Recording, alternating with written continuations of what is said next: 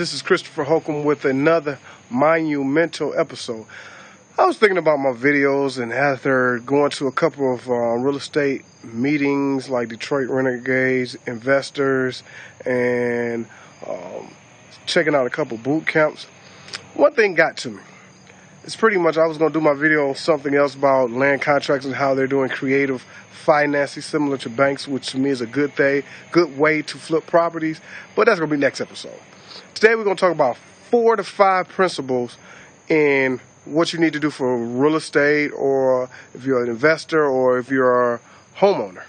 Pretty much I think it goes across the board. Number 1, know your product. Pretty much this is any business, know your product. If you're doing real estate, you should know what area you're doing, and you should know what's in that area. You should know that area like the back of your hand, or at least know it very well, meaning, hey, I got a property on Strathmore. It's in 16178. You should know, okay, that's brick, 3-bedroom bungalow area. What type of property is? Pretty much it's going to be anywhere between 12,000 to 15, maybe 16,000. Maybe, and that's immaculate. That means needs no work. You may could get 20. You got to know those things when you're talking about your area as a homeowner. This goes for you too. If you're selling your property, you may have a realtor. You may be doing it yourself. Still know your house. Know your square footage. Know when it was built. Know what things you got in your property. Know how it compares to other properties in the neighborhood, and what separates your house from others. Because if realtors say, oh, you can only get this, you'll be like, hey, I know it's 2 or 3 other properties in this area. Same square footage, same bedrooms. In fact, we got another bedroom we created, or our nook is bigger. We got granite countertops compared to what they got. We got marble floors, or our kitchen, we have a stand-up shower. Certain things you should know, your sizzle items on your property. That's just the basics. That's just number 1. Know your product. Number 2, be flexible. Understand the market you're in. If you're an investor, yeah, you know around a range of your property will go for if you're selling it or buying it. But be flexible. Understand that sometimes you may take a little less to gain a lot more. Because if you know you're going to do more continuous business with, and maybe a buyer or maybe another investor that's buying your property, definitely be flexible. As well for a homeowner. Understand that the market is what the market is. Make sure you're getting value for your property, but also make sure you understand that the emotional attachment is not for everybody. You may be attached with the property and have memories over 10 years or 15 years. No one else does. So when you get emotionally attached, that's when numbers don't make sense to you, which numbers usually does make sense if you do your due diligence. And that's number 3. Do your due diligence, meaning research everything. Research taxes. If for a homeowner, if you're selling your property and your taxes are lower than some people in your area or 3 blocks over, that's a selling point.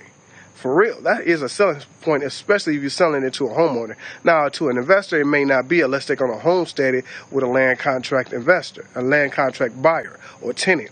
So make sure you know those things. As an investor, I need to do my due diligence on the neighborhood, the market, because in Detroit, you got to know what brick will sell for versus frame, what a 3-bedroom versus a 2-bedroom will go for. What is in demand right now and what's not in demand, and how to make that product that maybe not in demand a valuable product. So these are several little principles I say you should use in any business, in anything you do. And another thing, be accountable. To me, your name is your name. If you say you're going to call this person this day, call them. If you don't, make sure you call that person and let them know that's not going to happen, and why.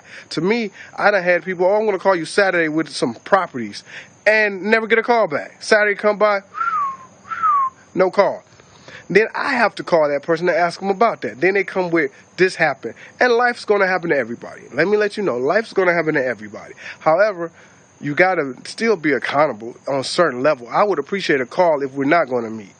Not 30 minutes before the meeting, maybe 2 hours before the meeting. So then I'll be like, okay, that guy's accountable. At least he did call me, and he's professional. Same way as a homeowner. If you're selling your property, make sure you make yourself accountable when people can see your property. Make sure your property's clean. Make sure it's accessible.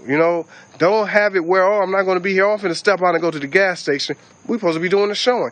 So it's several things people need to know about. And these principles not only for real estate or home ownership, to me they're business throughout. These separate people from the average people. You want to be elite, make sure you conquer these principles. Then you can reach for other things that can separate you from the pack of the so-called high level people. You know, you want to be elite, you got to handle these principles like it's the bottom foundation of who you are.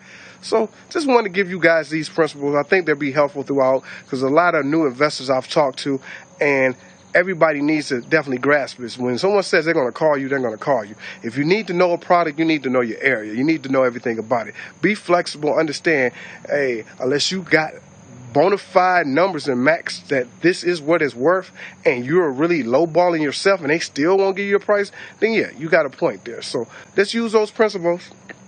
I say conquer them all, and I think you'll be successful to a point where you'll keep extending your business, because that's what I'm using now. So I just wanted to share that with you guys.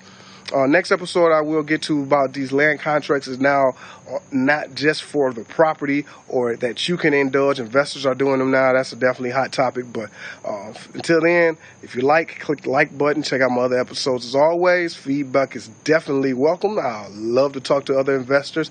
If you're seasoned investors, give me some tips. I love that also. So y'all take it easy, and I'll talk to you later.